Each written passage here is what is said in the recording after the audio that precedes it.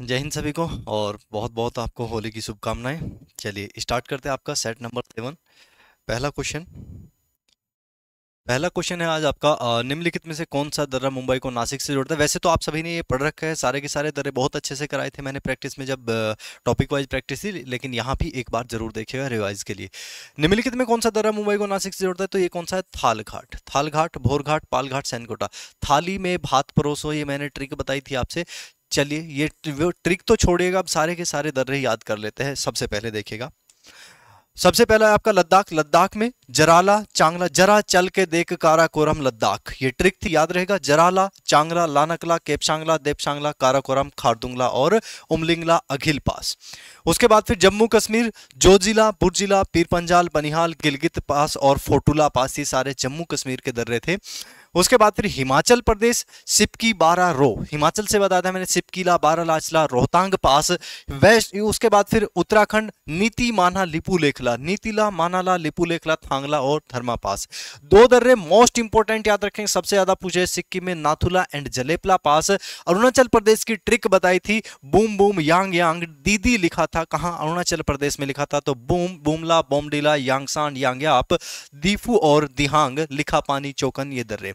राजस्थान, हल्दी घाटी, गोरम घाट दर्रा। मध्य प्रदेश, असीरगढ़ दर्रा most important. Maharashtra, ये थाल घाट किसको जोड़ता है, मुंबई को नासिक से जोड़ता है थाल घाट। और उसके बाद फिर भोर घाट मुंबई को पुणे से जोड़ता है। दोनों ये ज्वाइन किसे करते हैं, ये भी इंपॉर्टेंट है। यहां से महाराष्ट्र और वेस्टर्न घाट के दो दर्रे, एक पाल घाट, सैनकोटा घाट। पाल घाट कैसे याद रखेंगे, पी से पालघाट, पी से पलक्कड़, पलक्कड़ को कोयम्बटूर से जोड़ता है। उसके बाद फिर सैनकोटा से सैनकोटा घाट तिरुवनंतपुरम को मदुरै से जोड़ता है, यानी कि केरल को तमिलनाडु से जोड़ने वाले दोनों दर्रे हैं। अगला प्रश्न अगला प्रश्न है, भारत की खारे पानी की सबसे बड़ी झील कौन सी है, लार्जेस्ट फ्रेश वाटर लेक। एक दिन लेक के बारे में बताया मैंने आपसे, क्रेटर लेक, यानी कि उनके बनने के आधार पर कितने प्रकार की झीलें होती है, 6 प्रकार की मैंने झीलें बताई। लेकिन आज झीलें देखते हैं, बड़ी झील, छोटी झील, इस तरह से जो क्वेश्चन पूछे जाते हैं। तो यहां से आपका खारे पानी की सबसे बड़ी झील चिल्का झील है, ओडिशा में। अब सभी झीलों के बारे में देख लेते हैं, जैसे largest fresh water lake of India, that is Wular lake, located in Jammu Kashmir. Largest salt water lake Chilka lake, located in Odisha. Longest lake of the India, तो वेम्बनाड, सबसे लंबी झील वेम्बनाड, ये लैगून झील है एक प्रकार की, कहां है, located in Kerala. Saltiest lake of India, that is Sambhar. And largest artificial lake Govind Vallabh, most important, इसको मार्क करेंगे, Govind Vallabh Pant Sagar, Uttar Pradesh. And this is the, ये सबसे ज्यादा आज तक पूछा गया क्वेश्चन, लोकटक झील कहां है, मणिपुर में है, जिस पर बना है केबुल लमझाओ नेशनल पार्क। ये फ्लोटिंग नेशनल पार्क है, सबसे बड़ा तैरता हुआ नेशनल पार्क, संघई हिरन के लिए फेमस है। Next question, by which constitutional amendment was the right to education added to the fundamental right, यानी कि शिक्षा का अधिकार कौन से संविधान कॉन्स्टिट्यूशन अमेंडमेंट एक्ट से जोड़ा गया। तो मोस्ट इंपोर्टेंट, सबसे ज्यादा आज तक तो यही पूछा गया, लेकिन बाकी अमेंडमेंट जितने भी आपके इंपोर्टेंट है सारे के सारे रिवाइज करा देता हूं यहीं पर। तो ये कौन सा है, 86 कॉन्स्टिट्यूशनल अमेंडमेंट एक्ट। अब यहां से मेरे साथ साथ आप रिवाइज करते चलेंगे।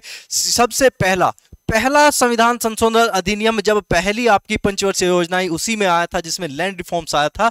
तो ये जमींदारी उन्मूलन का इसमें सब्जेक्ट रखा गया था, 9वीं अनुसूची को जोड़ा गया था, 1951 फर्स्ट कॉन्स्टिट्यूशनल अमेंडमेंट एक्ट। उसके बाद भी 7th कॉन्स्टिट्यूशनल अमेंडमेंट एक्ट कब हुआ, ये 1957 में हुआ, और इसमें राज्य पुनर्गठन के बारे में बताया गया।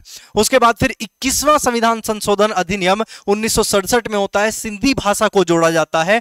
36वां संविधान संशोधन अधिनियम, सिक्किम को भारत का 22वां राज्य बनाया गया। उसके बाद 42वां, इसे मिनी कॉन्स्टिट्यूशन के नाम से जाना जाता है, सबसे ज्यादा संशोधन इसी के द्वारा किए गए 1976 में से। इसमें मौलिक कर्तव्य और प्रस्तावना दोनों याद रखें, मौलिक कर्तव्य और प्रस्तावना।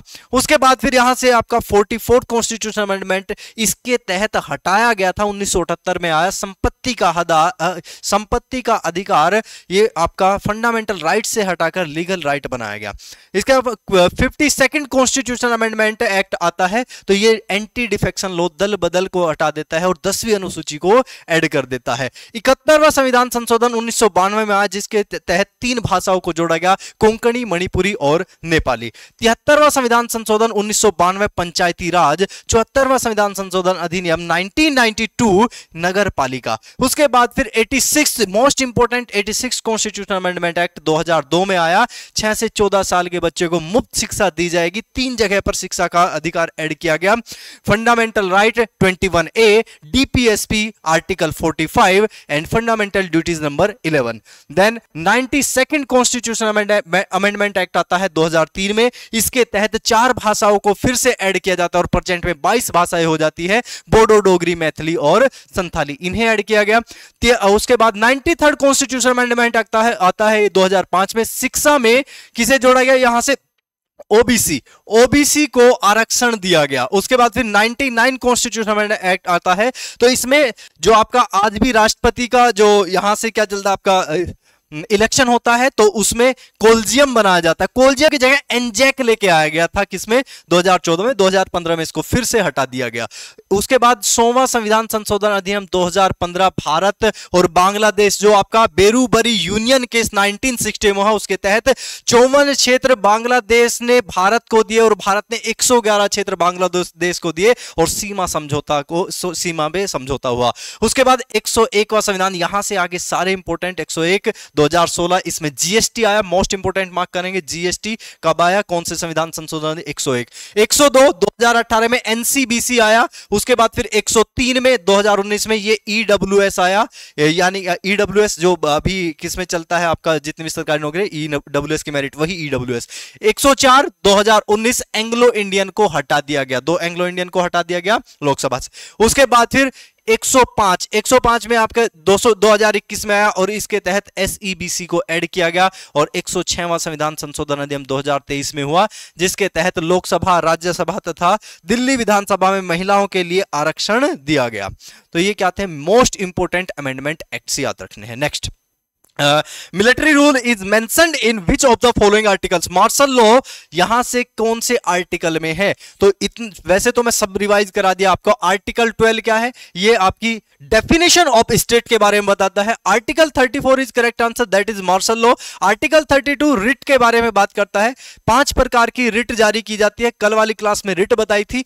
उसके बाद फिर आर्टिकल 21A, यही अभी 86वां संविधान संशोधन अधिनियम, ये हो जाता है, आंसर रहेगा पी। नेक्स्ट, मुद्रा राक्षस किताब किसके द्वारा लिखी गई है? तो मुद्रा राक्षस बुक जो लिखी गई है विशाखा दत्त के द्वारा लिखी गई। आज जितने भी एंशिएंट हिस्ट्री के जितने भी ऑथर हुए और उनकी बुक्स, उनकी रचनाएं, उनके बारे में देख लेते हैं। यहां से इंपॉर्टेंट है बात, सारी की सारी किताबें इंपॉर्टेंट लिखे, यहीं से क्वेश्चन पूछा जाएगा, बाहर नहीं आएगा एक भी। सबसे पहला पूछा जाता है राज तरंगिणी किसके द्वारा लिखी गई? कल्हण के द्वारा। उसके बाद कथा सरित सागर सोमदेव, कामसूत्र वात्सायन के द्वारा, बुद्ध चरित्र अश्वघोष, नाट्य शास्त्र भरत मुनि, अमरकोश अमर सिंह, पंचतंत्र विष्णु शर्मा ने लिखी। उस नीतिसार ये कामंदक और सूर्य सिद्धांत आर्यभट्ट। अब इंपोर्टेंट मार्क करेंगे, इंडिका मेगस्थनीज के द्वारा, अर्थशास्त्र कौटिल्य के द्वारा, लीलावती भास्कर सेकंड के द्वारा, हर्षवर्धन के द्वारा, हर्ष चरित्र, नागानंद कादंबरी और रत्नावली, ये चारों हर्षवर्धन के द्वारा।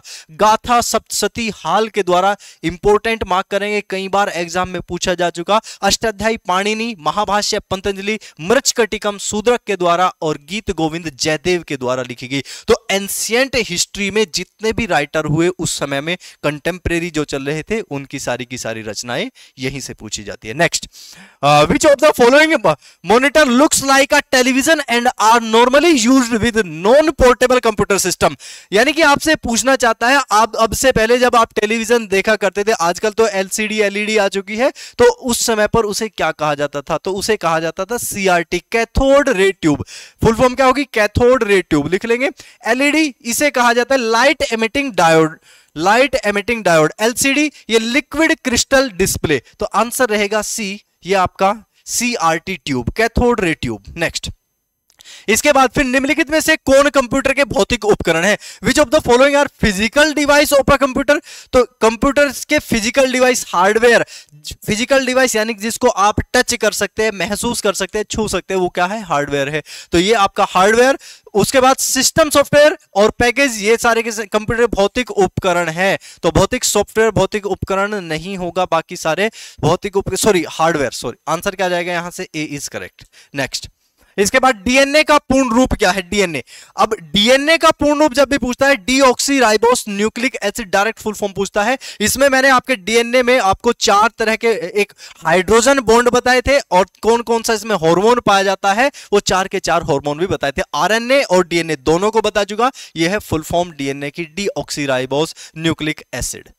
नेक्स्ट, इसके बाद फिर प्रथम ओलंपिक खेल कब तथा कहां हुआ था? अब ओलंपिक का क्वेश्चन आने की संभावनाएं क्या है? वैसे तो करंट का क्वेश्चन आएगा इस बार, मुझे जहां तक उम्मीद है कि अगला ओलंपिक शीतकालीन कब होगा और ग्रीष्मकालीन कब होगा, लेकिन सारी की सारे फैक्ट जान लेते हैं ओलंपिक से। सबसे पहली बार 1896 में ग्रीस की राजधानी एथेंस में हुए थे, तो आंसर तो जाएगा बी।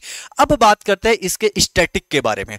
ओलंपिक गेम, पहला आधुनिक ओलंपिक 1896 एथेंस से स्टार्ट हुआ, जिसमें 14 देशों ने भाग लिया था और उसमें एथलीट कितने आए थे? 241 एथलीट आए थे। पहली बार महिलाओं ने कब भाग लिया? तो 1900 में पेरिस में जो आपका ओलंपिक का गेम हुआ, तो उसमें 1900 में भाग लिया, यानी कि दूसरे ओलंपिक गेम में, जिसमें 26 देशों ने भाग लिया और 997 एथलीट थे, जिनमें से 22 महिलाएं थी। अब ओलंपिक में के देखा जाए, ओलंपिक के पीछे के जो झंडा है उसमें 5 रिंग पाए जाते हैं, जो 5 के 5 आपके कॉन्टिनेंट है, इनको दर्शाते हैं। अलग अलग कलर अलग अलग देश को, अलग अलग कॉन्टिनेंट को दर्शाता है। जैसे ब्लू कलर यूरोप को, येलो कलर एशिया को, ग्रीन कलर ऑस्ट्रेलिया को, रेड कलर अमेरिका और ब्लैक कलर अफ्रीका को दर्शाता है। इसके बाद पूछा जाए पहला शीतकालीन ओलंपिक कब हुआ था? तो शीतकालीन ओलंपिक 1924 में हुआ। 1924 से 1992 तक एक ही वर्ष दोनों कराए जाते थे, शीतकालीन और साथ साथ में ग्रीष्मकालीन ओलंपिक। लेकिन 1992 के बाद से ग्रीष्मकालीन ओलंपिक और शीतकालीन ओलंपिक दोनों अलग कर दिए गए और अगले 2 साल बाद ही शीतकालीन ओलंपिक को दोबारा से कराया गया 1994 में, और तब से 2 साल का डिफरेंस आ जाता है दोनों में। तो ये आपका 1994 में शीतकालीन ओलंपिक, ये क्वेश्चन पूछा जाए कहां हुआ था, तो इसे कहा जाता है लिलेहैमर 94 शीतकालीन ओलंपिक, जो नॉर्वे में हुआ। अब इसका हेडक्वार्टर कहां है? इंडियन इंटरनेशनल ओलंपिक काउंसिल का हेडक्वार्टर ये लुसाने में हो जाता है, स्विट्जरलैंड में। अब बात आती है यहां से नेक्स्ट वाले कहां होंगे, तो 2026 में शीतकालीन आएगा। तो 2026 में कौन से नंबर का है? 25वें नंबर का है। तो ये कहां होगा? इटली के मिलान में होगा शीतकालीन ओलंपिक। अब 2028 में अगला ग्रीष्मकालीन ओलंपिक कहां होगा? तो ये लॉस एंजल्स यूएसए में होगा। अब भारत के बारे में बात करते हैं यहां से ओलंपिक से। भारत, पहली बार भारतीयों ने कब हिस्सा लिया? तो 1900 में पहली बार हिस्सा लिया था और भारत की तरफ से नॉर्मन प्रिचर्ड ने 2 रजत पदक जीते थे एथलेटिक्स में। फिर भारत ने सबसे ज्यादा स्वर्ण पदक जीते आज तक ओलंपिक के हॉकी में, जिसमें 8 स्वर्ण पदक है। 1928 में जीता, 32 में जीता, उसके बाद 36, उसके बाद फिर 48, क्योंकि विश्व युद्ध स्टार्ट हो गया और फिर ओलंपिक नहीं हुए। 48 में जीता, 52, 56, 64, 80 में फिर से गोल्ड मेडल। उसके बाद फिर रजत पदक एक बार केवल रजत जीता है 1960 में, और 4 कांस्य 1968, 1972, 2020 और 2024 में रजत पदक, कांस्य पदक जीते। अब स्वतंत्रता के बाद जो क्वेश्चन बनते हैं, यानी कि पहला व्यक्ति कौन था, इस तरह से पूछा जाता है क्वेश्चन। तो पहला मेडल 1952 में केडी जाधव ने कुश्ती में केडी जाधव को मिला कुश्ती में। उसके बाद फिर पहली वुमेन कौन थी मेडल जीतने वाली? तो उसका नाम था कर्णम मल्लेश्वरी। 2000 में इन्होंने कांस्य पदक जीता भारोत्तोलन में, और जाधव ने किसमें? कुश्ती में जीता। उसके बाद फिर पहला व्यक्तिगत गोल्ड कौन लेके आया ओलंपिक में? तो इनका नाम था अभिनव बिंद्रा, 2008 बीजिंग ओलंपिक। उसके बाद फिर पूछा जाता है आपसे पहला व्यक्तिगत gold medal track and field event में, वो लेके आए थे नीरज चोपड़ा। इसके बारे में तो सभी जानते हैं, ये 2020 ये जो यहां टोक्यो ओलंपिक हुआ था वहां जीता था। तो आंसर ये सारी बातें आपको याद रखनी है ओलंपिक गेम से। Next question, A person with a blood group is considered to be a universal donor. अब यूनिवर्सल डोनर और यूनिवर्सल रिसेप्टर के लिए एक चार्ट बनाएंगे। तो यूनिवर्सल डायरेक्ट रटना है तो रट सकते हैं, क्या है ये, सार्वभौमिक दाता ओ को कहा जाता है। ये वाला चार्ट याद रखना है आपको। ये डोनर और ये रिसेप्टर इस तरह से लिखेंगे, ओ ए बी ए बी, उसके बाद इधर बनाएंगे ओ ए, उसके बाद बी और ए बी, अलग अलग कलर से मार्क करते चलेंगे। जहां से सारे के सारे पॉइंट एक ही कलर के निकलेंगे तो वो तो यूनिवर्सल डोनर, और जहां अलग अलग कलर सारे एक जगह जाकर मिल जाएंगे वो यूनिवर्सल रिसेप्टर होगा। तो ए बी ब्लड ग्रुप क्या आया यहां से, ये सर्वग्राही यानी कि universal recipient, and universal donor सर्वदाता ब्लड ग्रुप ओ। तो आंसर क्या था आपका O. Next, the statue of unity in India is the world's tallest statue. सबसे विश्व का सबसे ऊंचा स्टैच्यू है। तो ये स्टैच्यू ऑफ यूनिटी कहा गया, किसके लिए बनाया गया, ये सरदार वल्लभ भाई पटेल के लिए बनाया गया, नर्मदा नदी के किनारे गुजरात में। तो ये आपका सरदार वल्लभ भाई पटेल, 182 मीटर जिसकी हाइट हो जाती है। अब इसके बाद यहां से कुछ आपके 5 से 6 इंपोर्टेंट स्टैच्यू देखते हैं। जैसे सबसे ज्यादा तो यही पूछा जाए, यूनिटी ये 182 मीटर ऊंचा है गुजरात में सरदार पटेल के लिए। दूसरा है आपका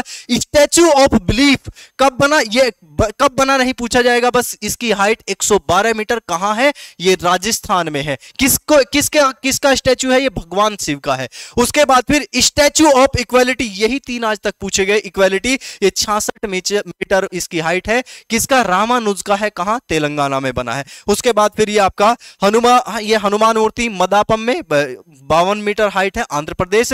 पंचमुखी हनुमान मूर्ति 49 मीटर हाइट कर्नाटक में। और उसके बाद मुथुमुलाई मुरुगन प्रतिमा ये 44.5 मीटर ऊंची है तमिलनाडु में। नेक्स्ट, झूम खेती से संबंधित है। अब झूम एग्रीकल्चर इज रिलेटेड टू, वैसे मैं झूम एग्रीकल्चर के ऊपर आपको बता गया, सारी एग्रीकल्चर लिखा के आया था 1 या 2 क्लास में पहले की कौन कौन सी एग्रीकल्चर, ये शिफ्टिंग कल्टीवेशन होती है, इसे स्लैश एंड बर्न फार्मिंग भी कहा जाता है अलग अलग राज्यों में। नॉर्थ ईस्ट स्टेट में इसे झूम कहा जाता है, इसको मिल्पा, दीपा, उसके बाद फिर इसका नाम बत्रा, वाल्टर, उसके बाद फिर मैंने आपको रोका, चेना, इंटरनेशनल नेम भी बताए थे झूम कल्टीवेशन के। तो आंसर झूम को क्या कहा जाता है, शिफ्टिंग फार्मिंग, शिफ्टिंग कल्टीवेशन कहा जाता है। Next question, which article of the derivative directive principle of state, अच्छा DPSP related to the promotion in international peace and security सिद्धांतों में किसे अनुच्छेद का, अंतरराष्ट्रीय शांति कहां आती है, इंटरनेशनल पीस आर्टिकल 51 में बात की जाती है, आर्टिकल 51। 48 में आता है आपका वन्य जीव संरक्षण, आर्टिकल 48 क्या है, वन्य जीव संरक्षण के बारे में बात करता है, वन्य जीव संरक्षण। उसके बाद फिर आर्टिकल 52 से आगे की तरफ बढ़ेंगे तो 52, 54 और दिया है। तो आपको ट्रिक याद होगी, राष्ट्रपति की बताई थी मैंने आपसे, पकानिको का द्वयोदशम। तो राष्ट्रपति के सारे आर्टिकल यहां खत्म हो जाते हैं, 52 से आगे जितने भी होंगे पकानिको का द्वयोदशम, आंसर रहेगा बी। नेक्स्ट, अगला क्वेश्चन, चेकमेट शब्द किस खेल से संबंधित है। अब ये स्पोर्ट्स का क्वेश्चन है। अब स्पोर्ट्स का क्वेश्चन है, मेन स्पोर्ट्स और उनसे संबंधित शब्दावली देखते हैं। सभी को पता है ये आपका चेकमेट चेस से संबंधित है, बास्केटबॉल, गोल्फ, कबड्डी इनसे संबंधित। जैसे कुछ खेल देखते हैं, जैसे क्रिकेट पूछा जाता है, फॉलो ऑन, एलबीडब्ल्यू, मेडन, आज तक मेडन ओवर होता है, एलबीडब्ल्यू लेग बिफोर विकेट होता है, और फॉलो ऑन खिलाया जाता है टेस्ट क्रिकेट में। ये तीनों क्रिकेट से संबंधित है। Hockey, halfway line, back stick, bully, roll in, ये सारे हॉकी से संबंधित शब्दावली है। Baseball, diamond, fly ball, block और बंट बेसबॉल में यूज किए जाते हैं वर्ड। उसके बाद फुटबॉल में गोल, पेनल्टी, हेडर। टेबल टेनिस में बैक स्पिन, उसके बाद फिर एंटी लूप और पेन होल्ड ग्रिप, ये सारे के सारे टेबल टेनिस के शब्दावली है। बास्केटबॉल में ओवरहेड, फ्री थ्रो, अंडरहेड, तो ये बास्केटबॉल। वॉलीबॉल अगर पूछता है तो साइड आर्म, ड्यूस, स्पाइकर्स पूछता है। और गोल्फ से आपसे double eagle, most important mark करेंगे, डबल ईगल, बर्डी, कैडी और डॉगल। डबल ईगल सबसे ज्यादा पूछा जाता है। हेलो, हाँ जी सर, हाँ जी सर, हाँ जी रिकॉर्डिंग है सर, ठीक है sir. Next question, plaster of Paris का रासायनिक सूत्र क्या है, what is the chemical formula of plaster of Paris. तो प्लास्टर ऑफ पेरिस किसे कहा जाता है, तो प्लास्टर ऑफ पेरिस कहा जाता है आपका CaSO4 and half H2O, CaSO4 and half H2O को कहा जाता है प्लास्टर ऑफ पेरिस, POP। तो आंसर तो क्या जाएगा आपका ए। अब बाकी बातें देख लेते हैं यहां से कौन कौन सा हो सकता है, बाकी सारे के सारे नाम देख लेते हैं, आज यहां खत्म करते हैं। सबसे पहला common name baking powder. Baking powder इसे क्या कहा जाता है, इसका केमिकल कंपाउंड सोडियम बाइकार्बोनेट और इसका formula NaCO3। Next bleaching powder calcium oxychloride और इसे क्या कहा है, CaOCl2 के नाम से जाना जाता है। उसके बाद फिर ब्लू विट्रोल कॉपर सल्फेट और CuSO4 into 5H2O, ये आपका इंपॉर्टेंट मार्क करेंगे ब्लू विट्रोल। देन क्लोरोफॉर्म ट्राइक्लोरोमीथेन और नेक्स्ट जाएगा आपका CHCl3। Next green vitriol, important mark करेंगे ग्रीन विट्रोल, ये आपका फेरस सल्फेट FeSO4 को कहा जाता है। जिप्सम कैल्शियम सल्फेट, ये आपका CSO4 into हाफ H2O। उसके बाद फिर ये आप जिप्सम लिखा है हाफ H2O, तो ये 2H2O यहां मार्क करेंगे भाई, CSO4 into 2H2O लिखेंगे, यहां 2H2O, हाफ नहीं होगा 2H2 होगा, तब जाएगा करेक्ट। इसके बाद फिर यहां से आपका मोहर सोल्ट, ये ammonium ferrous sulphate FeSO4 NH4 का whole twice SO4 into 6H2। Then baking soda, baking sodium carbonate Na2CO3। White vitriol important mark करेंगे, zinc sulphate ZnSO4 into 7H2। तो इससे बाहर एक भी आज तक क्वेश्चन एयरफोर्स में नहीं पूछा गया और नहीं पूछा जाएगा। नेक्स्ट, निम्नलिखित में से कौन सा मच्छरों से फैलने वाले रोगों का समुच्चय है? हैजा, डेंगू। हैजा नहीं, हैजा तो हो ही नहीं सकता भाई, डेंगू और मलेरिया बिल्कुल मच्छरों से फैलता है। उसके बाद फिर हैजा कैसे, ये दूषित खाने से। Chikungunya, dengue, malaria, chikungunya, dengue, malaria तीनों किससे फैलते हैं? ये आपके मच्छरों से फैले हुए हैं। टाइफाइड मच्छर से नहीं फैलता है, तो आंसर जाएगा आपका chikungunya, dengue and malaria. Next question, Dhimsa किस भारतीय राज्य का एक आदिवासी नृत्य है? तो धीमसा किस राज्य का आदिवासी नृत्य हो जाता है? तो धीमसा जाता है आपका आंध्र प्रदेश का। कहां का? आंध्र प्रदेश। और उसके बाद फिर मध्य प्रदेश, नती, डांगी, ये सारे बताए मैंने, आंसर जाएगा ए। नेक्स्ट, डैश डैश डैश, अच्छा खालिस्तान दिया है, was the first women chief election commission of India. तो इनका नाम था रमा देवी। क्या नाम था? रमा देवी। लेकिन क्वेश्चन क्या ही आएगा, प्रेजेंट वाला जो ज्ञानेंद्र बताया मैंने आपसे, ज्ञानेंद्र सिंह, तो आएगा क्वेश्चन वही, आंसर रहेगा सी, रमा देवी। नेक्स्ट क्वेश्चन, मानव शरीर की सबसे छोटी हड्डी कौन सी है? तो ये रिपीटेड क्वेश्चन है भाई, एयरफोर्स का भी बाकी सभी एग्जाम का, ये स्टेपिकान की हड्डी को कहा जाता है। उसके बाद फिर ये आपका रेडियस, उल्ना, कार्पेल, ये नहीं पूछा। स्टेपी एक पूछा जाता है आपसे, लिखेंगे फीमर। फीमर ये सबसे बड़ी हड्डी है, जांग की हड्डी, जांग की हड्डी। ऐसे तो फिर टीबिया वगैरह भी पूछा जाता है, लेकिन आपके एग्जाम में नहीं है स्टेपीज। नेक्स्ट, बनारस हिंदू विश्वविद्यालय की स्थापना किसके द्वारा की गई थी? तो BHU की स्थापना किसने की? तो इनका नाम था पंडित महामना मालवीय, मदन मोहन मालवीय के द्वारा की गई। यहां से पूछा है सर सैयद मोहम्मद अहमद खान के द्वारा, तो इनके द्वारा की गई थी आपका AMU, अलीगढ़ मुस्लिम यूनिवर्सिटी की स्थापना तथा साइंटिफिक सोसाइटी की स्थापना की गई थी। Next, the blue revolution in India is related to, तो ब्लू रेवोल्यूशन का संबंध किससे है? तो ब्लू रेवोल्यूशन फिश प्रोडक्शन से जाता है। सारे के सारे यही देख लेते हैं एक बार में ही, एक ही जगह पर। सब black revolution petroleum production, blue revolution fish production, brown revolution ये आपका leather production, golden revolution Honey, उसके बाद गोल्डन फाइबर, इंपोर्टेंट मार्क करेंगे jute production, green revolution wheat से, और इसके फादर कौन थे? MS स्वामीनाथन। उसके बाद green gold bamboo production, grey revolution fertiliser production, pink revolution ये आपका ऑनियन एंड प्रॉन कल्चर या फिर श्रिम्प कल्टीवेशन बोला जाता है। Red revolution meat and tomato, round revolution का संबंध आलू से, सिल्वर रेवोल्यूशन का संबंध एग एंड पोल्ट्री और सिल्वर फाइबर, इंपोर्टेंट मार्क करेंगे ये आपका silk production. White revolution milk and dairy product से, और इसके फादर वर्गीस कुरियन, ये भी पूछा जाता है। Yellow revolution oil seed production, और ये एवरग्रीन रेवोल्यूशन ओवरऑल डेवलपमेंट से। नेक्स्ट क्वेश्चन की तरफ चलते हैं। यहां से question 22, Chand Bibi is the famous Muslim ruler. दो ही फेमस रूलर पूछी जाती है, ये आपका एक चांद बीबी और एक पूछी जाती है रजिया सुल्तान। रजिया सुल्तान के बारे में पहले बताया, तो यहां से जाएगा आपका, कहां से? इनका संबंध था अहमदनगर से। Next question, where was the first session of Indian National Congress held. भारतीय राष्ट्रीय कांग्रेस का प्रथम अधिवेशन कहां आयोजित हुआ था? तो सबसे पहले ये बॉम्बे में हुआ था। इसकी स्थापना A.O. ह्यूम के द्वारा की गई थी। A.O. ह्यूम। अब बात करते हैं यहां से बाकी अधिवेशन कैसे याद रखें, इंपोर्टेंट कौन से याद रखने हैं। तो इंपोर्टेंट याद रखने आपको 85 से स्टार्ट करना है। 85 में स्टार्ट कहां से करेंगे, इधर से बॉम्बे, उसके बाद कलकत्ता जाएंगे, मद्रास जाएंगे, देन इधर की तरफ इलाहाबाद, फिर बॉम्बे आएंगे, फिर से कलकत्ता, फिर से नागपुर, उसके बाद फिर इलाहाबाद। तो ये 8 सेशन यहां से याद हो जाते हैं। उसके बाद फिर इंपोर्टेंट कौन से याद रखने हैं, इंपोर्टेंट याद रखने हैं नेक्स्ट वाले आपका 1905, 1906, 1907, उसके बाद 1917 एनी बेसेंट, 1920 लाला लाजपत राय, नागपुर, उसके बाद नागपुर और कलकत्ता 2 जगह हुआ था। उसके बाद फिर 1924 में आपका बेलगांव अधिवेशन, उसके बाद फिर 25 में अधिवेशन 25वां अधिवेशन ये आपका 1925 का अधिवेशन कहां हुआ था, ये हुआ था आपका कानपुर में। किसने, ये सरोजनी नायडू। तो इसके बारे में देख लेते हैं एक बार, यहां से सारे के सारे नाम भी लिखे वैसे। 1885 बॉम्बे, डब्ल्यू.सी. बनर्जी, दादा भाई नौरोजी पहले मुस्लिम, बदरुद्दीन तैयब जी और जॉर्ज यूले ये आपके पहले फॉरनर थे। ये इलाहाबाद में हो। उसके बाद ये सारे के सारे नाम बताए, मैंने थोरली बता दिया आपसे, ओरली बोल के बताए, तो ये सारे देख लेंगे आप। नेक्स्ट, इसके बाद question 24, in which of the following state has the legislative council been constituted.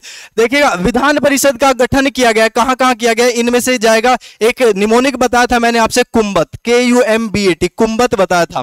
अब कुंभत में ये कौन सा जाएगा, कर्नाटक। कर्नाटक कितनी सीट, 75। उसके बाद फिर यूपी में कितनी सीट है, यूपी में 100। उसके बाद फिर महाराष्ट्र में कितनी सीट, महाराष्ट्र में ये आपका 78 सीट। उसके बाद फिर यहां से बिहार में 75। उसके बाद फिर आंध्र प्रदेश में कितनी सीटें हैं, आंध्र प्रदेश में प्रेजेंट में सीटें हैं 58। उसके बाद फिर यहां से जाता है आपका तेलंगाना, और तेलंगाना में सीटें हो जाती है आपकी 40। तो आंसर क्या जाएगा, इनमें से कौन सा है, आंसर जाएगा कर्नाटक, डी इज करेक्ट।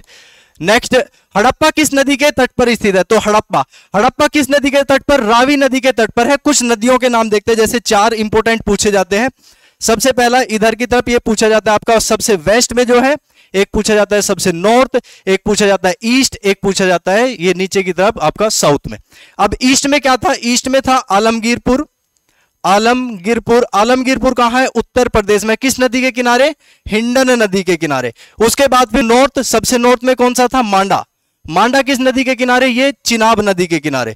उसके बाद फिर सबसे वेस्ट में ये था आपका सुतका गैंडोर, और सुतका गैंडोर किस नदी के किनारे, ये दास्क नदी के किनारे, दास्क। उसके बाद फिर सबसे नीचे ये था आपका दैमबाद किस नदी के, रोबिन सर किस नदी के किनारे, परवरा नदी के किनारे। किस नदी के किनारे, परवरा नदी के किनारे। नेक्स्ट, इसके बाद फिर यहां से पास करती है एक नदी का नाम है सिंधु के किनारे याद रखने आपको, एक याद रखना है आपको, मोहन लिख देता हूं, मोहनजोदारो। उसके बाद फिर ऊपर आता है आपका कोटदीजी, मोहनजोदारो, कोटदीजी। उसके बाद फिर अमरी, ये किस नदी के किनारे, सिंधु नदी के किनारे। लोथल एक याद रखना आपको, यहां से लोथल किस नदी के किनारे, भोगवा नदी के किनारे। उसके बाद फिर एक पूछा जाता है आपसे रोपड़, पंजाब में है रोपड़, पंजाब सतलज नदी के किनारे, यही पूछा जाता है। एक राखी गढ़ी बनावली पूछा जाता है, वो दोनों घग्गर हक्कर नदी के किनारे है, वो आप सभी याद रख लेंगे। तो आंसर जाएगा आपका बी इज करेक्ट। तो ये 25 क्वेश्चन है। उसके बाद फिर भाई आज करंट के लिए आपके लिए रखा है यहां से प्रमुख योजनाएं जो अभी हुई है अक्टूबर नवंबर के बाद से और अब तक हुई है, ये सारी योजनाएं, इससे बाहर एक भी योजना आपसे नहीं पूछी जाएगी। इसके बारे में आप खुद से पढ़ेंगे। अब रोबिन सर आपको सोल्यूशन कराएंगे। नेक्स्ट,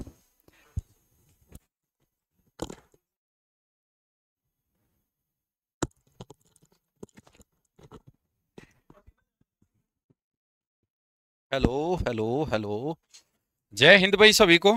तो देखो, कंटेंट देने की जिम्मेदारी थी अक्षय सर की, याद करने की जिम्मेदारी है आपकी। अब अगर कोई ये कहता है कि सर याद नहीं हो रहा है, तो भाई उसका कुछ नहीं किया जा सकता। वो तो फिर अपना खेती बाड़ी की प्रोग्राम कर दो स्टार्ट, ठीक है, क्योंकि कुछ नहीं रखा इन बातों में और खुरपा जाना अत्तों में, ठीक है। देखो, तो ये सारी याद कर लेना, क्योंकि योजना बहुत ज्यादा आती है आपके एग्जाम में। पिछले 3-4 पेपर में योजना सबसे ज्यादा आ रही है, गेम और ये योजनाएं सबसे प्रमुख है। आज अब हमारा पार्ट शुरू होता है, लीजिए।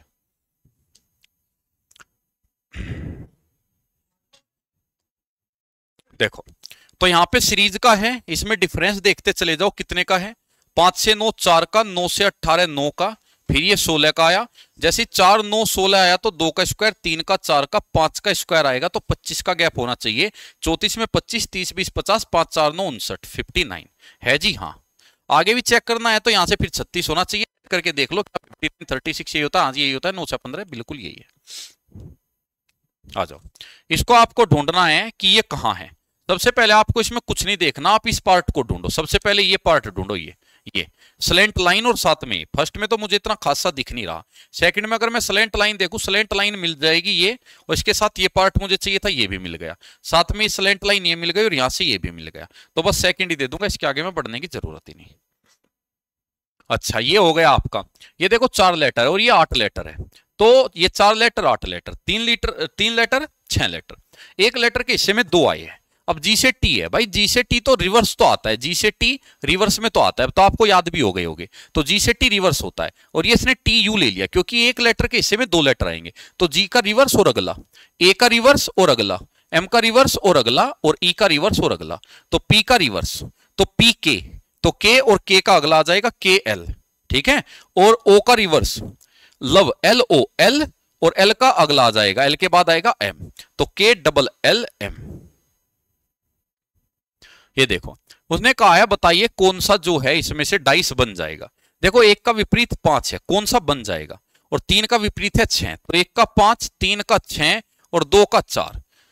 सबसे पहली बात यह, पहले में कौन कौन आया, 1 4 6, एक यहां से लिया, 4 यहां से, 6 यहां से बन जाएगा, 2 3 5, 2 यहां से, 3 यहां से, 5 बन जाएगा, 1 4 6, एक यहां से, 4 यहां से, 6 बन जाएगा, 1 2 3, 1 2 3 बन जाएगा, तो सारे के सारे बन रहे हैं।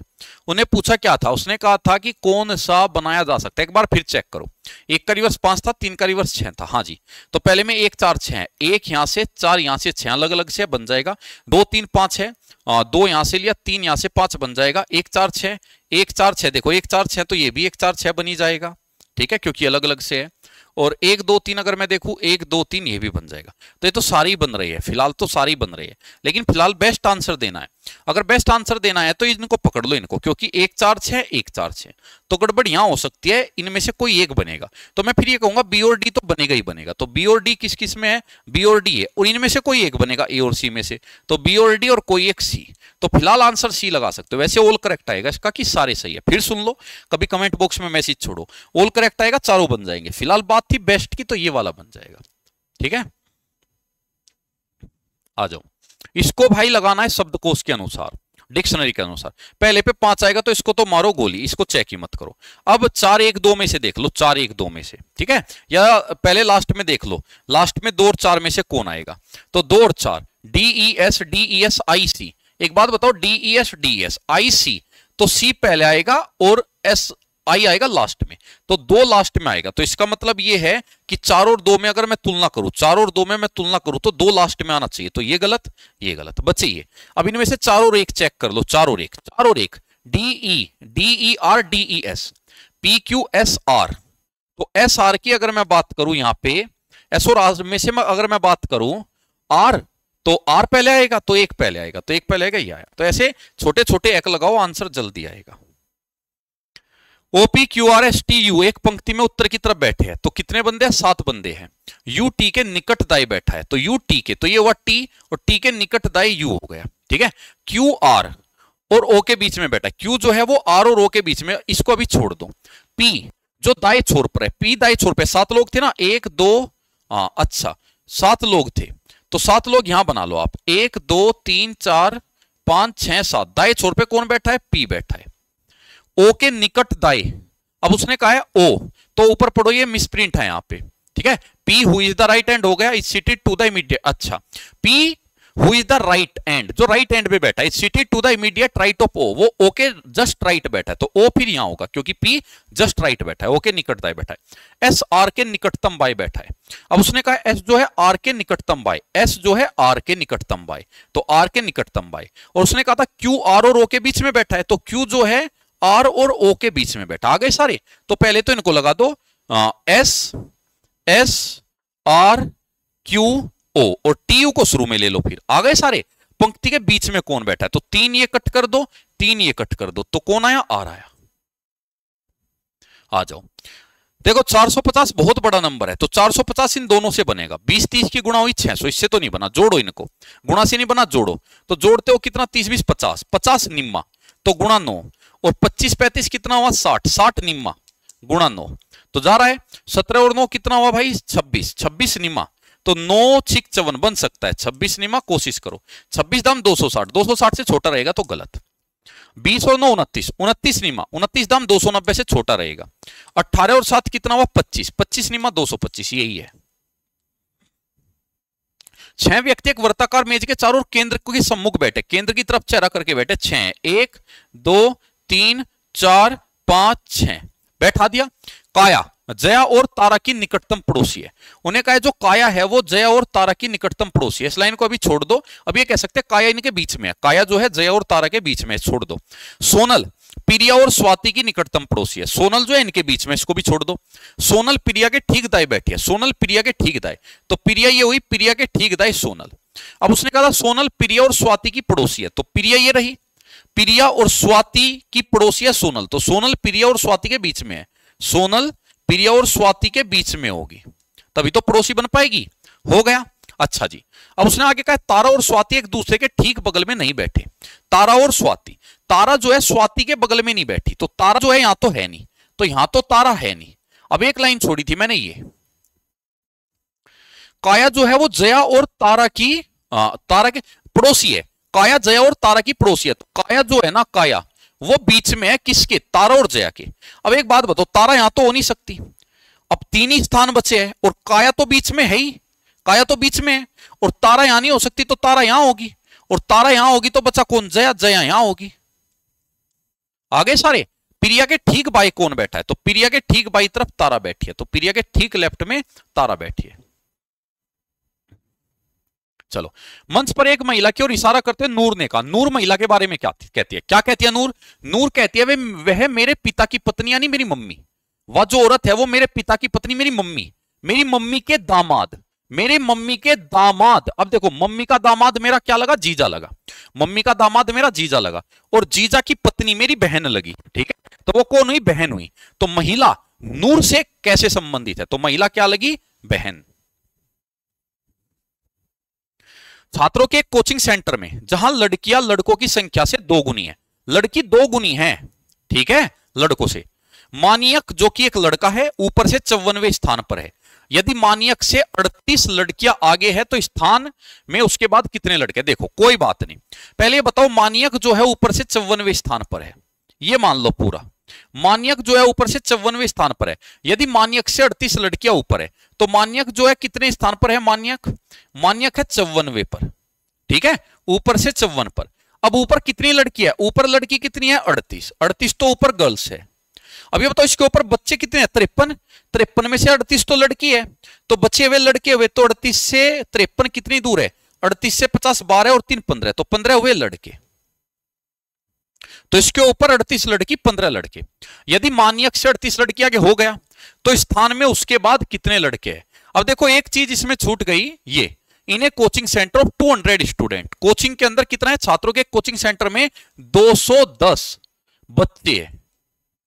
अब अगर 210 बच्चे हैं, लड़कों की संख्या 2 गुनी है, तो बॉयज प्लस गर्ल्स 200 है, लड़के 2 गुने गर्ल्स के, अगर गर्ल्स x है तो लड़के 2x है, बराबर 210, 3x, तो x कितना है 70, तो लड़कियां कितनी हैं, लड़कियां 70 और लड़के कितने हैं, लड़के 140, हो गया सारा। अब वो कहता है तो स्थान में उसके बाद कितने लड़के हैं, तो उन्हें पूछा है कि मान्यक के बाद कितने लड़के हैं। एक बात बताओ, मान्यक के ऊपर कितने लड़के, 15, 15 तो ऊपर और एक मान्यक, कितने हो गए 16, तो यहां तक 16 लड़के हो गए। 140 में से अगर 16 घटा दू, 15 और एक ये 16, 140 में से 16 घटा दू, 124 लड़के नीचे है, तो 124 जो लड़के हैं वो इसके नीचे। बेहतरीन क्वेश्चन था रैंकिंग का, तो 124 लड़के नीचे है। और उन्हें क्या पूछा है, तो स्थान में उसके बाद कितने लड़के हैं, तो कुछ गड़बड़ हो गई। अच्छा कोई बात नहीं, जहां लड़कों की संख्या से, जहां लड़कियां लड़कों से 2 गुनी है, लड़कियां 2 गुनी है, तो लड़कियां 2 गुनी है, इसको थोड़ा सा सही कर लो, गर्ल्स प्लस बॉयज बराबर 210, ठीक है। एक्स आया तो गर्ल्स जो हो गई वो हो गई 2x यानी कि 140 और लड़के हो गए 70, कोई नहीं। अब लड़के बताओ, एक तो मानियक और 15 ऊपर 16 लड़के हुए, अगर लड़के ऊपर 16 है तो 70 में से 16 गया, तो कितना बचा 70 में से 16 गया, 10 गया 70 में से तो 60 और 6 और गया तो 54 लड़के नीचे, ये रहा। चलिए S1 से लेकर S7 7 छात्र है, S6 S5 से भी रैंकिंग का है, कितने छात्र है 7 है, 1 2 3 4 5 6 7 हो गए 7। वो कहता है S6 S5 से लंबा है, S6 S5 से लंबा है लेकिन S4 से छोटा है, लेकिन S4 से छोटा है। 3 की तो ये हो गई ग्रुप। S3 और S2 S1 से छोटे हैं।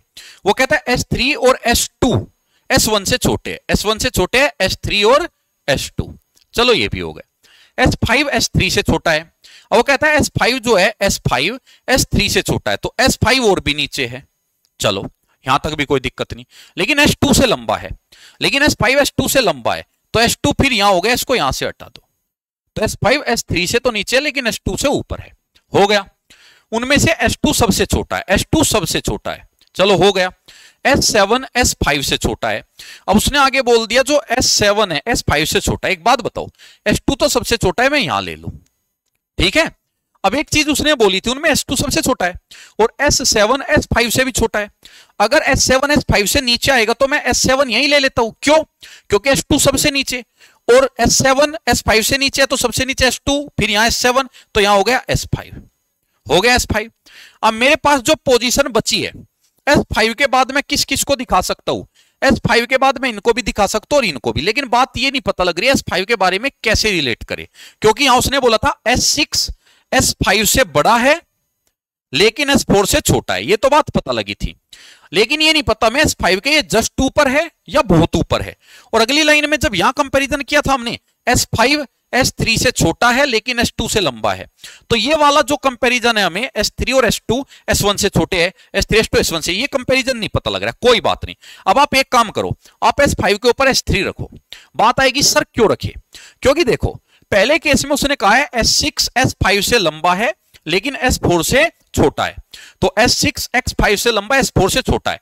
तो मुझे एक बात तो पता ही है, S4 S6 को तो मैं एक साथ ले लूंगा, लेकिन S5 से ये कितने ऊपर है ये नहीं बताया, तो मैं क्या करूंगा S5 के ऊपर इनको रखूंगा। अगर गड़बड़ भी हुई तो मेरा आंसर मैच नहीं होगा, फिर मैं ये केस ले लूंगा, S5 के ऊपर इनको रख लूंगा पहले, तो पहले मैं वो रखूंगा। तो S5 के ऊपर मैंने रखा S3 और फिर रखा S1 और फिर बचे कौन, S6 और S4, आ गए सारे। चलो अब वो कहता है कितने विद्यार्थी S5 से लंबे, और चलो भाई इनकी जरूरत ही नहीं कि कौन कहां आएगा, S5 से लंबे, S5 से लंबे ये दोनों भी है और S5 से लंबे ये दोनों भी है। भाई हम यही तो डिसाइड नहीं कर पा रहे थे इनको रखे या इनको रखे S5 के ऊपर, तो कोई जरूरत ही नहीं, 4 लोग है लो। तो क्वेश्चन वो जानबूझ के अगर कुछ छोड़ेगा तो पूछेगा भी ऐसी चीज जो बताई जा सके। देखो भाई ट्रायंगल यहां था, फिर अगले स्थान पे आया, अगले स्थान पे उल्टा आया, ठीक है। ट्रायंगल देखो सीधा उल्टा, अब सीधा आएगा फिर उल्टा, तो सीधे वाला आएगा उल्टे वाला तो गलत, पहली बात। इसमें देखो व्हाइट ब्लैक सर्कल, फिर व्हाइट फिर ब्लैक, तो व्हाइट आएगा बीच में तो ब्लैक वाला भी कट। बचे मेरे पास 3 ऑप्शन। अब इन बचे हुए 3 ऑप्शन में से मैं इसको चेक नहीं करूंगा क्योंकि ये तो सब में सेम जगह है। इसमें बीच में आया, इसमें कोने पे आया, फिर बीच में आया, यानी बीच में आगे, अब यहां फिर बीच में, फिर पहले, यानी चेंज हो रही है, सेम नहीं है। यहां नहीं रहा आगे गया, फिर यहां नहीं रहा तो चेंज हुआ, हर बार चेंज हो रहा है, ठीक है। अब चलो मैं सर्कल को देख लूं, सर्कल पहले यहां था, फिर सर्कल यहां आया, अब यहां से भी चेंज होगा, यहां नहीं रहेगा सर्कल, यहां है किसी ऑप्शन में नहीं है, चेंज ही है, पहली बात तो यहां नहीं रहेगा, चेंज है। ट्रायंगल यहां था, फिर ट्रायंगल आया यहां, अब ट्रायंगल यहां नहीं रहेगा, आगे जाएगा, क्यों, पहले यहां फिर बीच में फिर आगे और फिर वापस बीच में, तो यहां मिलेगा, तो ये भी गलत, ये भी गलत। चलिए इसको देखो, इसमें पहले नया देख लो, कोई नया सिंबल तो नहीं है, नया है, ठीक है, नया है, तो हो सकता है कि जो नया है इसमें भी कोई नया होगा। क्या पहले वाले में कोई नया है, सर्कल एरो वगैरह, यहां एरो नया है, अगर मैं एरो को नया मानूं। एक बात बताओ, पहले में अगर मैं यहां नया मानूं और अगले में यहां नया मानूं तो फिर फर्स्ट में यही नया आना चाहिए या फिर नीचे, क्यों, अगर सीरीज वाइज चल रहा है, पहले में यहां नया, मैंने मानो ऑप्शन ए में चलो यहां नया आया, तो अगले में नया जो आया तो नीचे आएगा, लेकिन यहां देखो नीचे भी नया नहीं, रिपीटेड है, पीछे यूज हो रखा है, या फिर फर्स्ट पे नया आएगा वो भी रिपीटेड है, तो ये तो गलत हुआ। चलो यहां नया, अगले में मैंने मान लिया ये डॉट नया हो सकता है, यहां डॉट, ये डॉट नया हो सकता है, क्या डॉट पीछे रिपीट हुआ, नहीं, इसका मतलब ये वो हर बार यही नया ले रहा है, हर बार यही नया आ रहा है, यहां नया, फिर अगली बार यहां नया, फिर अगली बार यहां नया, तो डॉट वाला ही लेंगे। तो डॉट वाला हो सकता है, हो सकता है, ये तो रिपीटेड है, ये नहीं होगा, डॉट वाला हो सकता है। इतना तो आ गया। अब इसके बाद एक बताओ, ये पहले ही गलत हो गया था। अब इसमें किसको चेक करना है आपको? इसमें भाई सी भी तो नया आ गया, सी भी देखो रिपीटेड नहीं है। सी यहां था, अगले में आया ही नहीं सी। अब एक बात बताओ, सी इसमें आया, फिर अगले में सी गायब हो गया। अरे सी गायब हुआ तभी तो नया आया। अब सी वापस कहां से आ गया? तो सी वापस नहीं आना चाहिए, इनमें से एक गायब होगा। यहां से कौन गायब हुआ था? सी गायब हुआ था। अब यहां भी इनमें से कोई एक गायब होना चाहिए जो मेरे पास मौजूद है। अब मेरे पास जो मौजूद है उनमें देखो एस गायब है, यहां भी गायब है, यहां भी गायब है। अब बचे हुए में आपको देखना है कौन सा आएगा। चलो ट्रायंगल की पोजीशन देखते हैं। इसमें ट्रायंगल यहां है, सीधी सी बात यह है, यहां पे जो भी सिंबल थे चारों सेम जगह नहीं। देखो ये यहां से शिफ्ट हो गया, ये भी शिफ्ट हो गया, ये भी शिफ्ट हो गया, सारे शिफ्ट हो रहे हैं। तो सीधी सी बात है, स्क्वायर यहां नहीं रहेगा भाई, शिफ्ट होना चाहिए स्क्वायर को। और अगर स्क्वायर यहां से शिफ्ट होगा तो इसमें शिफ्ट है 3 में, हाँ शिफ्ट है, इसमें भी शिफ्ट है। तो ये तो हमने खामा खाई देख लिया, ठीक है। अच्छा सर्कल, अगर मैं इसके बाद किसको चेक कर सकता हूं? ट्रायंगल को देख लूं मैं। ट्रायंगल यहां था, यहां। अब इसके बाद ट्रायंगल मुझे देखना है कहां शिफ्ट हो सकता है। मेरे पास दो ऑप्शन है, या तो नीचे शिफ्ट होगा, देखो ये यहां पे स्क्वायर नीचे शिफ्ट हुआ था, चलो मैं ट्रायंगल को भी नीचे शिफ्ट कर देता हूं, फिर डॉट को भी नीचे कर देता हूं, वहां जी बिल्कुल सही है, तो ट्रायंगल नीचे आएगा। तो आंसर 3। देखो भाई इसमें देखो कैसे चीजें चल रही है, एस यहां, एन यहां और ये यहां, ये 3 सिंबल पकड़ लिए। पेयर वाइज करके देखो पहले, ये यहां, ये यहां, ये यहां, पेयर वाइज बन रहा है। चाबी यहां और ये यहां और ये यहां, तो क्रॉस यहां, हाँ जी, और हथौड़ा और क्रॉस हथौड़ा, ठीक है। अब बच्चा कौन ये? अब यहां आएगा नया सिंबल, टी में से और इसमें से नया कौन है? टी। टी तो रिपीटेड है, फर्स्ट में आया हुआ है, तो ये काट दो, ये हुआ। ये देखो इसमें एक जोड़ा, पहले इसका हिसाब बैठा लो, पहले एक जोड़ा, फिर 2 जोड़े, फिर एक जोड़ा, फिर 2 जोड़े, अब एक जोड़ेगा, यहां तक बनेगा बस। तो यहां तक बनेगा, यहां ठीक है, ठीक है, ये गलत, ये गलत, ये भी हो सकता है। अब हटे हुए देखो, अब एक और एक, 2 हटाया, एक हटाया, एक और एक, 2 हटाया, एक हटाया, अब एक और एक, 2 हटाएगा, तो 2 हटाएगा, तो ये गलत, ये हो जाएगा। चलो मैथ आ गया भाई, मैथ का पहला करो, 10 सेकंड। चलो तो मैथ वाले को देखो, एक छात्र ने एक परीक्षा में 75% अंक प्राप्त किए और 60% अंक प्राप्त करने वाले दूसरे छात्र से 30 अंक अधिक किए। इसने तो किया 75%, एक ने किया 60। अब देखो जिसका 75% है वो इस 60 वाले से 30 अंक ज्यादा है। परसेंटेज में कितना ज्यादा है? परसेंटेज में 15% ज्यादा है, लेकिन अंकों में कितना ज्यादा है? 30। तो 15% बराबर 30, 1% आया 2, और अगर 1% 2 आया तो उसने कहा परीक्षा के अधिकतम अंक, यानी टोटल अंक बताने हैं 200। एक कुर्सी का अंकित मूल्य 2000 रुपए है, 20% और x% की 2 छूट दी गई और कुर्सी को 1400 रुपए में बेच दिया। एक बात बताओ भाई, पहले कितना था मूल्य? 2000 था, पहले छूट कितनी दी गई? 20%। 20 की छूट दी गई तो 2 दूनी 4, 400 की छूट हो गई, बचा कितना? 1600। फिर छूट कितनी दी गई? x%, और फाइनली बेच दिया 1400। एक बात बताओ, यहां से यहां छूट कितने रुपए की गई? 200 रुपए की। ये 200 की छूट 1600 पर है, तो कितने की छूट है? 200 की। कितने पर? 1600 पर, गुणा 100। तो 0 से 0, 4 चौक 4 से 50, 12.5%। बिल्कुल बेसिक तरीका बताया है। बाकी इसके अलावा भी मैंने जो क्लासरूम के अंदर है और भी मेथड बताए हैं इस क्वेश्चन को करने के। ये देखो, ए अकेला 40 दिनों में एक कुर्सी बना सकता है, बी उसी कुर्सी को 24 दिन में। इसको काम ही मान लो, ए अकेला एक काम 40 दिन में करता है, बी उसी काम को 24 दिन में करता है। ए और बी एकांतर दिनों पर काम कर रहे हैं, पहले ए शुरू करता है, तो बताइए काम कितने दिनों में हो जाएगा? देखो ए जो है कितने दिन में? 40, और बी कितने में? 24। वर्क मान लो 40 और 24 का एलसीएम 40 दिया 120, तो ये 3 आई एफिशिएंसी और ये आई 5। ये क्या था? ये था डेज, और ये एफिशिएंसी और ये है वर्क। आ गया सारा। अब वो कहता है इसको मिलके करते हैं, लेकिन गड़बड़ क्या है? मिलके करते हैं, ए शुरू करता है, पहले ए करता है फिर बी। एक बात बताओ, काम कितना है? 120 है, काम कितना है? 120। अब जब मिलके करेंगे तो मिलके 2 दिन में कितना हो जाएगा? ए और बी 2 दिन में मिलके कर देंगे, 2 दिन में कितना? 3 + 5 8 यूनिट। 8 यूनिट मिलके करना कितना? 120। 8 में गुणा करो, 120 के आसपास जाए, और ये तो सीधी गुणा हो गई 8 में। 8 से 120 कितनी बार? 15 8 120, तो गुणा 15, तो यहां भी क्या होगा? गुणा 15। क्यों? क्योंकि देखो काम में 15 की गुणा हो गई तो 120 काम हो गया, तो दिनों में भी तो 15 की गुणा होगी, तो 30 दिन लगेंगे। इसको वापस देखना रिपीट करके एक बार। पीयूष 60 किलोमीटर प्रति घंटा की गति से चलता है और हर तीसरे किलोमीटर के अंत में आराम करने के लिए 5 मिनट रुकता है। पीयूष को 56 किलोमीटर की दूरी तय करने में कितना समय लगेगा? ये मानो कि पीयूष अगर रुके ही ना, अगर पीयूष ना रुके, क्योंकि 2 टाइम लगेंगे, एक टाइम तो लगेगा अगर चलता रहे, अगर पीयूष ना रुके तो टाइम होता है डिस्टेंस अपॉन स्पीड। अगर पीयूष ना रुके तो टाइम कितना लगेगा? 56/8, 7 घंटे। क्यों? क्योंकि डिस्टेंस 56 किलोमीटर, स्पीड 8, तो 7 घंटे बिना रुके। लेकिन हुआ क्या? हुआ ये 7 में वो हर 3 किलोमीटर पे रुकता है 5 मिनट। एक बात बताओ, अगर 3 किलोमीटर पे 5 मिनट रुकता है तो 56 किलोमीटर पे कितनी बार रुकेगा? भाई 3 पे रुका, 3 दूनी 6, 3 तिया 9 पे रुका, 3 चौक 12 पे रुका, चौथी बार, 5वीं बार 3 पंजे 15 पे, छठी बार 3 संग 18 पे, 7वीं बार 3 सत्ते 21 पे।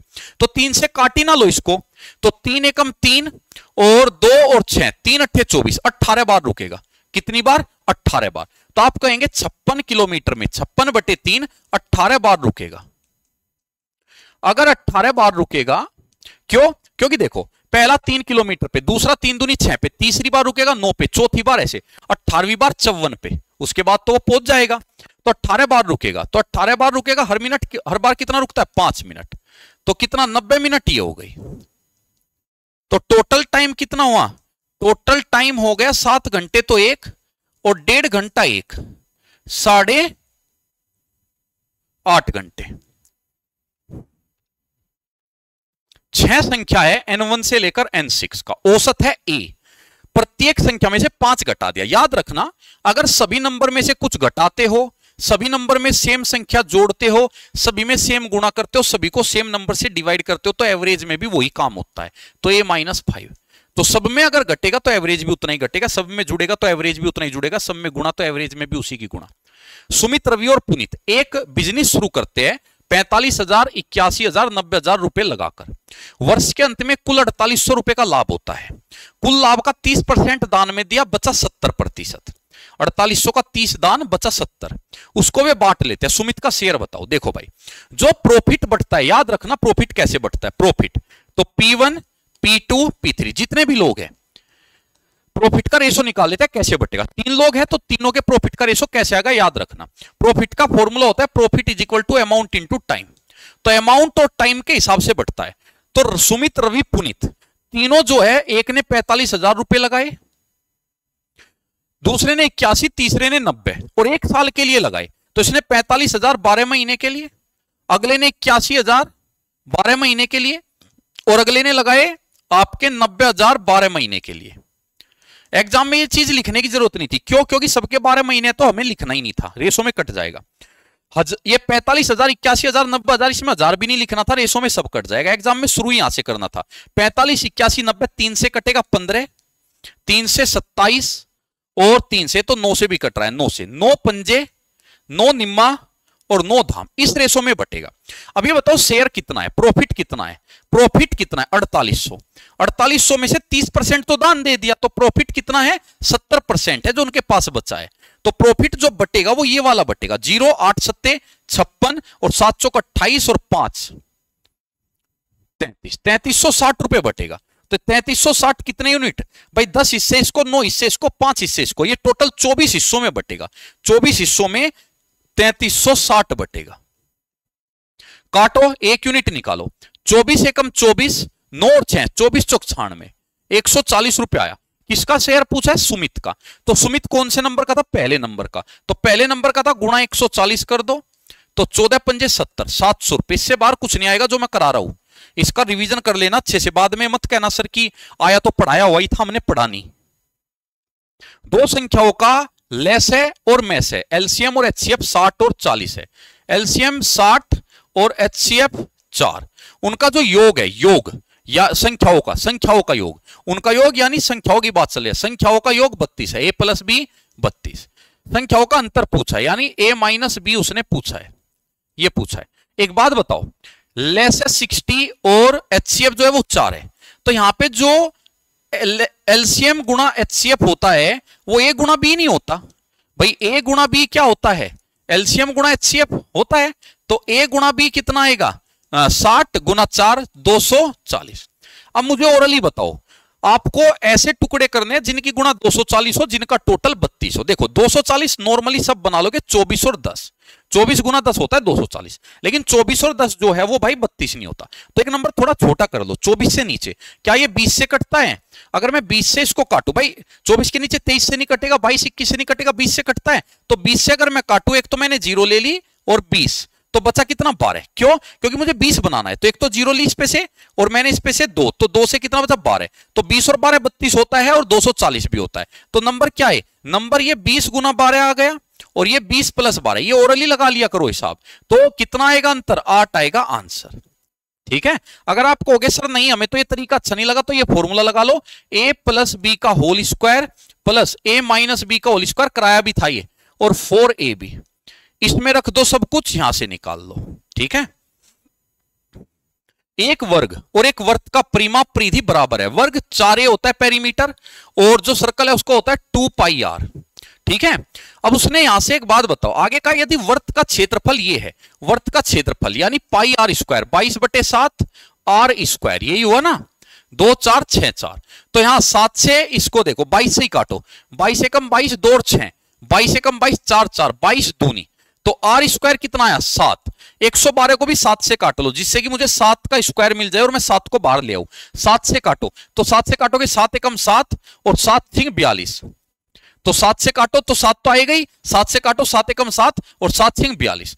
तो अब आर का मान एक 7 आएगा और 16 से 4 बार आएगा, ये आ गया। अब उसने पूछा क्या? वर्ग का क्षेत्रफल पूछा है। 4a बराबर आर का मान यहां रख दो, 2 गुना 22/7 और आर का मान हो जाएगा 7 गुना 4, 7 से 7 कट गया और 4 से 4 कट गया, a का मान आ गया कितना? 22 दूनी 44। अब उसने पूछा क्या है? क्षेत्रफल, तो a स्क्वायर हो जाएगा 44 का स्क्वायर। ठीक है, 44 का स्क्वायर। तो 44 का स्क्वायर आपको पता ही होगा कितना होगा, नहीं पता तो कोई बात नहीं, मैं बता देता हूं। 44 का स्क्वायर कितना कम है? 50 से 6 कम, तो लास्ट में 36 आएगा, लास्ट में 36 आएगा। 50 से जितना भी कम है, 6 कम है, तो लास्ट में 36 आएगा, तो ये हो गया। ठीक है, अदरवाइज आप निकाल भी सकते हो, ज्यादा बड़ी बात नहीं है। ठीक है, तो ये आ गया 1936। ठीक भाई, ए की आय बी की आय से 70% अधिक है। चलो ए और बी, ए की आई जो है बी से 70 अधिक है, बी की मानी 100, ए की 170, और काटूंगा तो 10 और 17 आ जाएगी, आ जाएगी भाई, कोई दिक्कत नहीं होगी। और सी की आई, ए और बी दोनों की आय का 80% है, और जो सी की आय है वो ए और बी दोनों की आय का 80% है। ए और बी दोनों कितने हुए? 27, तो इस 27 का 80% है, ये भाई साहब ने कहा है। यहां तक आपको दिक्कत नहीं होनी चाहिए। अब ये देखो 0 से 0 कटी, 2 से कटा कितनी बार? 4 बार, 2 से कटा 5 बार। सिंपल कर लो इसको, 5 की गुणा सब जगह कर दो, 5 की गुणा यहां करो 85, 5 की गुणा यहां करो 10 पंजे 50, और 5 की गुणा यहां करो 5 कट जाएगा, 27 चौक हो जाएगा, तो 27 चौका हो जाएगा 108। अब वो कहता है बताइए सी की आय, जो ए की आय है, ए की आय सी की आय से कितने प्रतिशत कम है? तो ए की आय सी की आय से कितना प्रतिशत है? तो ए कितना परसेंट कम है? किससे? सी से। ए कितना कम है? 15 और 8 23 कम है, किससे? सी से। 108 गुणा 100। एक बात बताओ, एक बात बताओ, यहां पे 108 ये यहां पे आया है पूरा, लेकिन आंसर जो है, आंसर में बहुत ज्यादा डिफरेंस है, बहुत ज्यादा डिफरेंस है। अब आपको एक चीज बताओ, अगर आप इसको काटने लगो तो इसको लगभग आप चलो 4 से ही काट लो, 25 और 4 से 27 आएगा, आया। अब अगर मैं इसको काटू 27 से, तो ये 1 से छोटा आएगा, 1 से थोड़ा छोटा आएगा, पॉइंट में आएगा 1 से थोड़ा छोटा, 0.9 मान लो। अगर ये 0.9 भी आ गया तो 23 निम्मा 207, लगभग 20 के आसपास आंसर आएगा। लेकिन दो आंसर बहुत क्लोज है, तो गुणा ही कर लो, फिर गुणा ही कर लो। तो गुणा करोगे 25 या 75, 5 कैरी करेंगे 7, 25 दूनी 50, 7 57 बटे 27, 27 दूनी 54, 3 और 5 27 एकम 27, 21 में आएगा। एक पासा फेंका, क्या प्रोबेबिलिटी है? पासा देखो, पासे पे टोटल आउटकम 6 होते हैं, क्योंकि 6 पृष्ठ है तो टोटल 6 नंबर आ सकते हैं, तो 1 या 2 या 3 या 4 या 5 या 6। लेकिन वो कहता है प्रोबेबिलिटी बताओ, पासे पर दिखाई गई संख्या 2 से विभाज्य नहीं है। देखो 2 से कौन कौन नहीं कटेगी? 1 3 5 ये नहीं कटेगी, तो टोटल आउटकम कितने हो गए? 6। वो कहता है प्रोबेबिलिटी बताओ। प्रोबेबिलिटी बतानी है तो जिसकी प्रोबेबिलिटी बतानी है ऊपर, वो कहता है जो नंबर नहीं कटेंगे उनकी बताओ। कितने नहीं कटे? 3 नहीं कटे, कितने में से? 6 में, तो हाफ होगी। सेकंड लास्ट क्वेश्चन, ये सोल्व करना है। थीटा का मान आप अपनी तरफ से रख सकते हो, लेकिन थीटा का मान ऐसा मत रख देना जिसमें तुम फंस जाओ, क्योंकि थीटा का अगर 45 रख दिया तो ये दोनों सेम रिजल्ट दे देंगे। और मैंने बताया जब भी फंसने के चांस हो तो आप 30 या 60 रखो। अगर मैं 30 या 60 रखूं, कोई भी रख लो, आपकी इच्छा है, जो आपका मन करे। थीटा को चलो 30 रख देता हूं। अगर 30 रखूं तो tan 30 कितना होगा, 1/√3 और माइनस कोट 30 √3 प्लस √3 और 1 - 1/√3 बराबर 1 + k हो गया। अब सोल्व करना है बस। अब ये √3 तो नीचे आ जाएगा, ये √3 नीचे आया और ये 1 - √3 यहां है ही। अब आगे देखो, ये एलसीएम लेगा यहां, तो एलसीएम बन के ये तो बन जाएगा √3 - 1 और ये √3 ऊपर जाएगा 3 बराबर 1 + k आ गया। एक बात बताओ, अगर आप इसमें से माइनस कॉमन ले लो तो माइनस कॉमन लेते हैं 1 - √3 ना बन जाए, तो इसमें से माइनस कॉमन ले लो, ये बन जाएगा 1 - √3 और माइनस आ जाएगा बीच में, माइनस जो है वो आ जाएगा बीच में, आ गया। अब यहां से अगर आप एलसीएम लोगे तो एलसीएम क्या आएगा, √3 और साथ में 1 - √3 यही आया। अब इससे तो ये पूरा कटा तो ऊपर 1 ही रह गया। अब इससे जब ये कटेगा तो ये हो जाएगा -3√3 हो गया। अब इसमें से अगर आप देखते हो तो कुछ कैंसिल आउट हो रहा है यहां पे। इसमें से अगर देखें यहां तो कुछ कॉमन भी नहीं आ रहा है, क्योंकि ये तो पूरा ही आ गया था आपका, और वहां पे पूरा का पूरा 1 में यही रह गया और 1 - 3√3, तो ये तो कैंसिल आउट नहीं हो रहा है, यहीं पे हमें छोड़ना पड़ रहा है। अगर हम देखें कुछ और इसमें कर सकते हैं, 1 - √3 नहीं, तो यहीं पे छोड़ना पड़ रहा है। अब यही वैल्यू हम किस में रखेंगे, तो ये 1 को हम इधर ले आएंगे, k का मान निकालेंगे, 1 को इधर लाएंगे, k का मान निकालेंगे, फिर थीटा के मान यहां भी रखेंगे। लेकिन इससे तो ये डिफिकल्ट हो जाएगा वैल्यू पुटिंग से। अब अगर वैल्यू पुटिंग से डिफिकल्ट जा रहा है तो फिर दूसरा केस क्या है, आपको इसको डिटेल मेथड से करना पड़ेगा। कैसे, एलसीएम लो, तो एलसीएम लोगे tan थीटा, तो नीचे क्या बना 1, या पूरे को साइन कोस में भी बदल सकते हो, ठीक है। और यहीं पे एलसीएम ले लो, चलो यहीं पे ले लेते हैं। तो tan theta into 1 - tan theta, cot theta into 1 - cot theta, और अपोन में क्या हो गया 1 - cot theta into 1 - tan theta, 1 - cot theta और इंटू 1 - tan थीटा, ठीक है। अब अगर आप यहां पे देखते हो पूरा रिजल्ट जो है अलग अलग फेस में बना है। यहां पे tan बनेगा जबकि यहां पे कोट बनेगा, जो कि आपस में कट नहीं रहे हैं और यहां भी नहीं कट रहे। इसका मतलब है अब हमें इसको किस में बदलना पड़ेगा, साइन और कोस में बदलना पड़ेगा। अब साइन और कोस में बदलेंगे तो भी फंस जाएंगे, क्यों, क्योंकि डिफिकल्ट हो जाएगा। तो इससे और भी ज्यादा कॉम्प्लिकेटेड बन रहा है। तो फिर आपके पास तरीका क्या बचता है, आपके पास एक ही ऑप्शन बचता है कि आप यहां पे इसकी वैल्यू पुट करके ही करो। और थीटा का मान 45 इसलिए नहीं रख सकते, ये दोनों मैच कर जाएंगे सेम आंसर, और ये दोनों सेम आंसर। तो यहां पे आपको 30 डिग्री या फिर 60 डिग्री रखना पड़ेगा। वैसे 135 डिग्री भी रख सकते थे, लेकिन उसमें फिर इसलिए फंस जाओगे, मैंने वो आपको पढ़ाया नहीं। तो आप इस क्वेश्चन में क्या करेंगे, थीटा को 30 या 60 रखो, आपकी चॉइस है। यहां रखो, इसको सोल्व करो, k का मान निकालो, जो भी k का मान यहां से आएगा, फिर थीटा का मान यहां भी रखना, एक मान यहीं से आएगा। तो आप इसको एक बार खुद प्रैक्टिस करना, क्योंकि थोड़ा लेंथी जाएगा, हालांकि इतना लेंथी आता नहीं है एग्जाम में, ठीक है। नहीं होगा तो मैं करा दूंगा, कमेंट में छोड़ देना, क्लियर। देखो 26 भी देखो ट्रिग्नोमेट्री का है। अब अगर आप थीटा के मान रखो तो यहां पे देखो ये दोनों 45 नहीं रख सकते, 45 पे ये दोनों मैच हो जाएंगे, क्योंकि 45 रख दिया तो कोस 45 और साइन 45 का सेम मान है। तो थीटा का मान यहां भी 30 या 60 रखना पड़ेगा। चलो 30 या 60 कुछ भी रख दो, तो 30 रख देता हूं थीटा को 30, तो 1 - हाफ और बटे √3/2 और √3/2 और 1 - हाफ, ऊपर रह गया आधा बटे, तो आधा 1/2, तो 1/2 में जो 2 इसको काट देगा तो 1/√3, और ये √3/2 और 1/2, तो 2 से 2 कट गया तो ये √3। अब एलसीएम लिया तो ये √3 यहां गया, तो 1 + 3/√3 आंसर आया 4/√3। अब थीटा का मान जो 30 है वो यहां भी रख दो, थीटा का मान 30 √3/2, √3/2 2 इसको काटेगा, √3 रह जाएगा, 30 1/√3, 2/√3 आएगा, गलत।